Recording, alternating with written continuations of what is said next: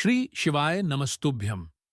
हर हर महादेव। दोस्तों, आप सभी लोग जानते हैं कि 29 जनवरी 2025 यानी बुधवार को पड़ रही है माघ महीने की मौनी अमावस्या तिथि। और दोस्तों, यह वह तिथि है जो माघ मास में पड़ने वाली सबसे बड़ी तिथि है, क्योंकि यह साल की पहली अमावस्या है और इसे मौनी अमावस्या के नाम से जाना जाता है।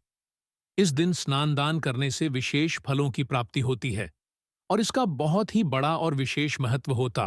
पूज्य गुरु जी ने कहा है कि अगर कभी भी मौका लग जाए और माघ महीने की अमावस्या तिथि पड़ जाए तो आप लोगों को दाने का उपाय तो अवश्य ही करना चाहिए, क्योंकि यह संयोग 144 वर्षों के बाद बना है।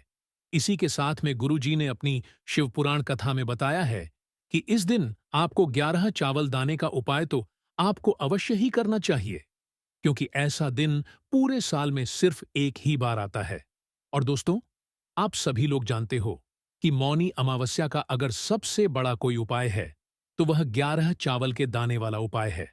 तो दोस्तों, इस अमावस्या के दिन आप लोगों को इस 11 चावल दाने वाले उपाय को जरूर करना है। बहुत सारे लोग होंगे जिन लोगों ने इस उपाय को न किया हो, मतलब पूरा साल निकल गया, उन्होंने किसी भी दिन इस 11 चावल के दाने वाले उपाय को ना किया हो। पर दोस्तों, आपके पास एक आखिरी मौका बचा हुआ है, जो कि 29 जनवरी के दिन है। तो इस दिन आप लोगों को इस वाले उपाय को जरूर कर लेना है। भले ही आपने पूरे महीने भर इस उपाय को ना किया हो, पर अगर आपने इस माघ महीने की अमावस्या के दिन अगर इस वाले उपाय को कर लिया, तो आपको इस उपाय को करने का वो फल मिलेगा जिसकी आपने कभी कल्पना भी नहीं करी होगी। इसीलिए आप लोग इस वाले उपाय को एक बार जरूर कर लेना है, ताकि आप लोगों के हाथ से यह मौका ना जा सके और आपको इस उपाय को करने का फल मिल सके। दोस्तों, यह उपाय पंडित जी ने अपनी अभी की ही श्री शिव महापुराण की कथा में बताया है, जिस उपाय को आज हम आपको बहुत अच्छे से समझाने वाले हैं। इस वीडियो को देखने के बाद इस उपाय को समझने के लिए आपको कोई और वीडियो को देखने की जरूरत नहीं पड़ेगी। तो चलिए दोस्तों, उपाय को शुरू करते हैं। देखिए, यह इस माघ महीने की मौनी अमावस्या के दिन यह इतना खास होता है, इतना महत्वपूर्ण होता है। देखा गया है, कभी कभी बड़े बड़े पूजा पाठ अनुष्ठान से जो मनोकामना पूर्ण नहीं होते, वह माघ महीने की अमावस्या के दिन एक छोटे से उपाय करने से ही आपकी मनोकामना पूर्ण हो जाती है। और बहुत सारे लोगों ने इस उपाय को किया भी है और उनको इस उपाय को करने का फल भी जरूर मिला है। अगर आप लोग भी इस उपाय को करना चाहते हैं, तो आप इस उपाय को पहले अच्छे से समझ लेना, सुन लेना, उसके बाद करना। आपको इस उपाय का फल जरूर मिलेगा और इस उपाय को कर लेने से आपके घर में चाहे किसी भी प्रकार की दुख और समस्या क्यों ना चल रही हो, आपको उसका का कारण भी नहीं पता है कि भाई यह समस्या किस कारण से चल रही है। उसका कुछ भी कारण हो सकता है, जैसे पितृदोष हो सकता है या किसी भी तरह का मंगल दोष भी हो सकता है। तो इस दिन आप लोगों को यह वाला उपाय कर लेना है। यह एक ऐसा उपाय है जिस उपाय को अगर किसी विशेष दिन पर किया जाए तो भाई उस विशेष दिन का जो है वह तो हमें मिलता ही मिलता है। पर हमने उस दिन पर इस उपाय को किया है तो हमें उससे भी बड़ा फल मिलता है, और फल बहुत जल्दी मिलता है, क्योंकि आप इस उपाय को बहुत ही बड़े और विशेष दिन पर कर रहे हो। तो चलिए, अब उपाय के बारे में बात करते हैं। लेकिन उससे पहले आप लोगों को यह जानना आवश्यक है कि आखिर यह उपाय किस समय करना है, किसको करना है और कैसे करना है। तो चलिए, हम आगे आपको वीडियो में एक एक करके बता देते हैं।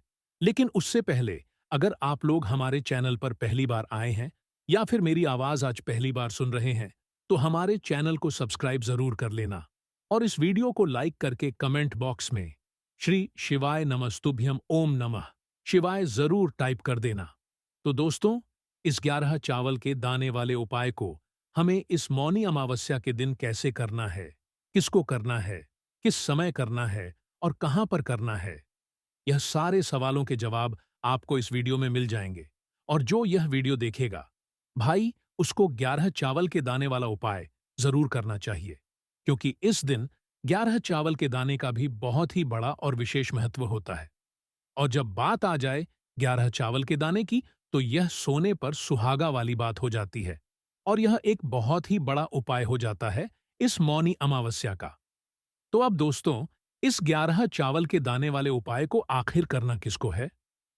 सबसे पहले हम लोग वो बात जान लेते हैं। तो देखो, घर की जो बड़ी माताएं बहनें होती हैं, उन माताओं बहनों में से कोई भी एक बड़ी माता बहन इस वाले उपाय को कर सकती है। और दोस्तों, अगर आप चाहे तो अपने घर में से सभी सदस्यों को भी इस उपाय को करवा सकते हैं। अगर किसी व्यक्ति की खुद की कोई मनोकामना है, खुद की कोई दुख और परेशानी है, जो कि वह अपने लिए ही करना चाहता है, इस वाले उपाय को तो वह खुद अपने लिए भी कर सकता है। बाकी अगर कोई घर में से ऐसा है जो कि अपने पूरे घर परिवार की सुख और शांति के लिए यह वाला उपाय करना चाहता है, तो भाई वह भी कर सकता है। उसमें भी कोई दिक्कत वाली बात नहीं है। कहने का मतलब यह है कि इस उपाय को हर एक सदस्य भी कर सकता है और पूरे घर परिवार के सदस्य के लिए घर की बड़ी माताओं बहनों में से कोई एक माता बहन भी कर सकती है। माताएं बहनें अगर घर में उपस्थित ना हो या वह यह वाला उपाय न कर पा रही हो, तो फिर घर का कोई बड़ा सदस्य भी इस 11 चावल के दाने वाले उपाय को कर सकता है। चाहे फिर वह पुरुष ही क्यों ना हो, उसमें को कोई भी दिक्कत वाली बात नहीं है। अब दोस्तों, इस 11 चावल के दाने वाले उपाय को हमें करना कहां पर है? हमें इसे शिवजी के मंदिर में जाकर करना है। बहुत सारे लोग प्रश्न करते हैं, हर एक उपाय को करते समय क्या हम इस उपाय को घर पर कर सकते हैं? तो इस वाले उपाय को आप घर पर नहीं कर सकते हो। इस वाले उपाय को करने के लिए आपको शिव जी के मंदिर ही जाना पड़ेगा। उसके बाद में दोस्तों, जो अगला प्रश्न निकल कर आता है, वो यह आता है इस उपाय को लेकर कि आखिर इस उपाय को हमें किस समय करना है? सुबह के समय करना है कि शाम के समय करना है? तो देखो, इस वाले उपाय को आप लोग सुबह के समय भी कर सकते हो और शाम के समय प्रदोष काल में भी कर सकते हो। अब अगर आप पूछो कि भाई सबसे उत्तम समय कौन सा रहेगा इस 11 चावल के दाने वाले उपाय को करने का, तो हम आपसे बस यही कहेंगे कि इस उपाय को आप सुबह के समय करेंगे तो ज्यादा बेहतर होगा। बाकी अगर प्रदोष काल शाम के समय भी करेंगे तो भी अच्छा होगा, उसमें कोई भी दिक्कत वाली बात नहीं है।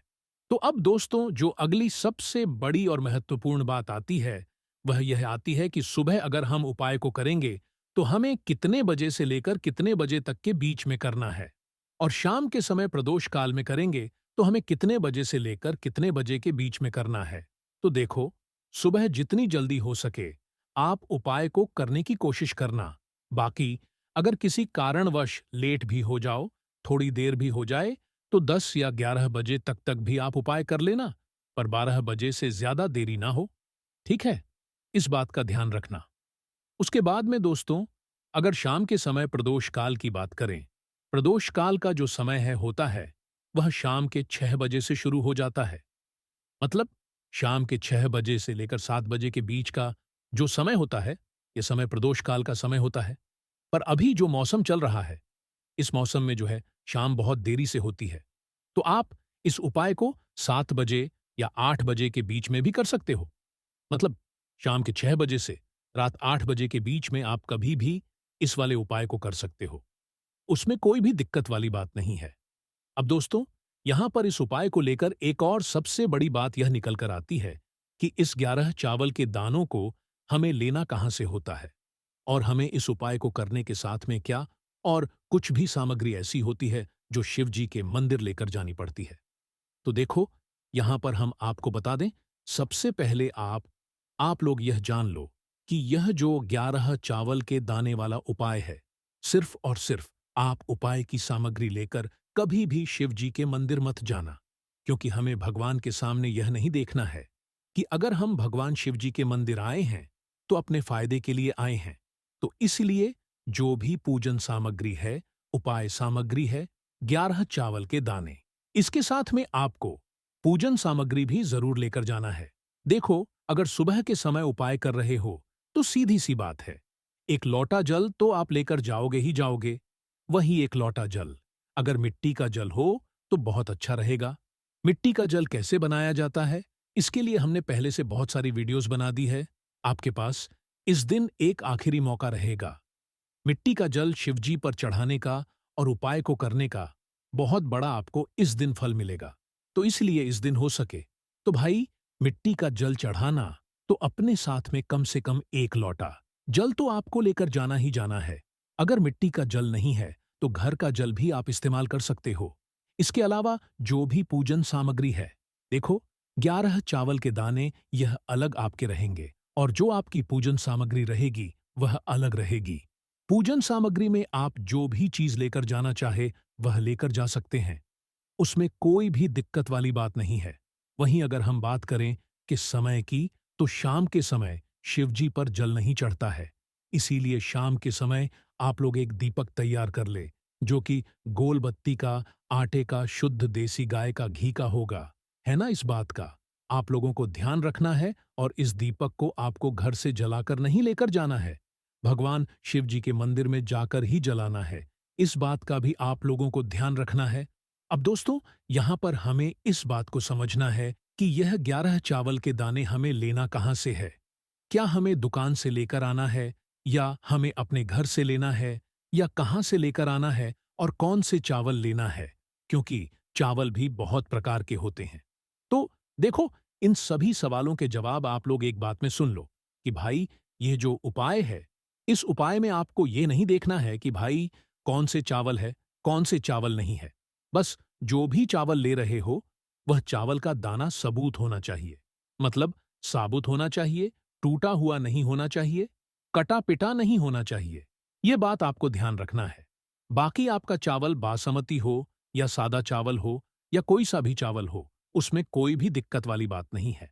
तो सीधी सी बात है कि आपके घर के रसोई घर में जहां पर आप भोजन बनाते हो, वहां पर जो भी चावल आपके उपस्थित हो, उन चावलों में से अपनी एक कटोरी भर लेना या एक मुट्ठी चावल अलग से निकाल कर रख लेना, क्योंकि हम 11 चावल ही यहाँ पर इस उपाय में लेने वाले हैं। तो हमें यह चावल के दाने गिनकर निकालने पर इस बात का आप लोगों को ध्यान रखना है। तो अपने उस चावल की कटोरी में से या चावल में से 11 ऐसे चावल के दाने आप लोग निकाल लो, जो कि टूटे हुए ना हो, कटे पिटे ना हो, जिनमें कोई दाग ना लगा हुआ हो, है ना, अच्छे साबुत चावल के दाने। 11 दाने आप लोग निकाल कर रख लो और इन्हें किसी भी एक कागज की पुड़िया में या किसी एक छोटी सी कटोरी में आप लोग रख लो, ताकि यह सुरक्षित रहे। आपके एक भी चावल का दाना इधर उधर ना हो, और आपका उपाय भी पूरा अच्छे से हो जाए।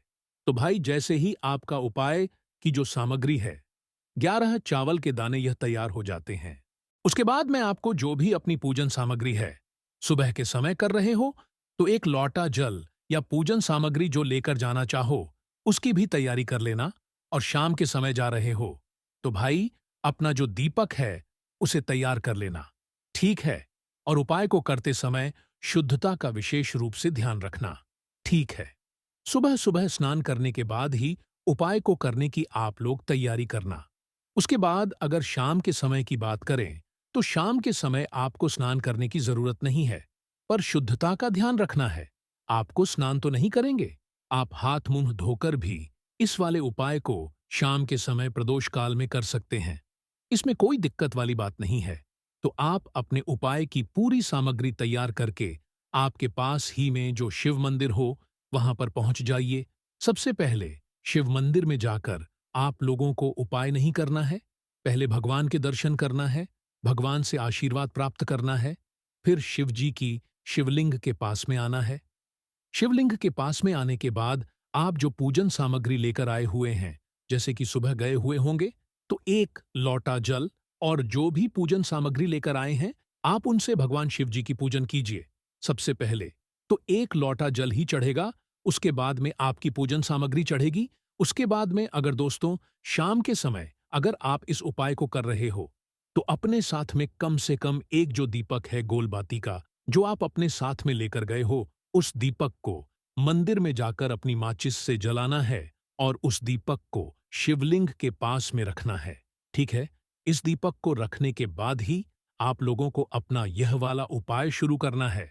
और दीपक को ज्यादा पास में मत रखना, ताकि भगवान शिव जी को आंच नहीं लगनी चाहिए, है ना। तो भाई, जैसे ही आपकी पूजा अर्चना हो जाती है, आप भगवान शिव जी को प्रसन्न कर लेते हैं, उसके बाद में शिवलिंग के पास ही में आप कहीं पर बैठ जाइए। सामने या आसपास जिस जगह पर आपको बैठना हो, वहां पर बैठ जाइए और अपने वह 11 चावल के दाने अपने सामने निकाल कर रख लीजिए, क्योंकि अब यहां पर उपाय को यहाँ पर करने की आपको तैयारी करना है। और इस तरीके से जब आप उपाय करेंगे, पूजन सामग्री करने के बाद, पूजन अर्चना करने के बाद, तो आपको उपाय का फल बहुत जल्दी और बहुत बड़ा होकर मिलेगा। तो अपने 11 चावल के दाने अपने सामने निकालकर रख लेना। और यह जो उपाय है, यह आपकी सीधे हाथ की हथेली से होगा, इसलिए इस बात का भी विशेष रूप से ध्यान रखना है। तो सीधे हाथ की हथेली का प्रयोग करके ही आप लोग अपना इस वाले उपाय को करना। अपने सामने जो भी आपकी कागज की पुड्डी या है, उसको खोल कर रख लो, या कटोरी है तो भाई उसे अपने सामने रख लो और अपने वह 11 चावल के दाने निकाल लो। ठीक है। उसके बाद में दोस्तों, अब आपको क्या करना है कि शिवलिंग आपके सामने होगी, तो आपने वह 11 चावल के दाने एक एक करके आपको शिव जी के शिवलिंग के ऊपर चढ़ाना है। कहाँ पर चढ़ाना है? शिवलिंग के ऊपर चढ़ाना है और कहीं पर भी नहीं चढ़ाना है, आपको अपने हथेली से। तो शिवलिंग के ऊपर चढ़ना है, भले ही फिर वो अपने आप जलाधारी पर गिर जाए या मतलब वहीं पर गिर जाए, उसमें कोई दिक्कत वाली बात नहीं है।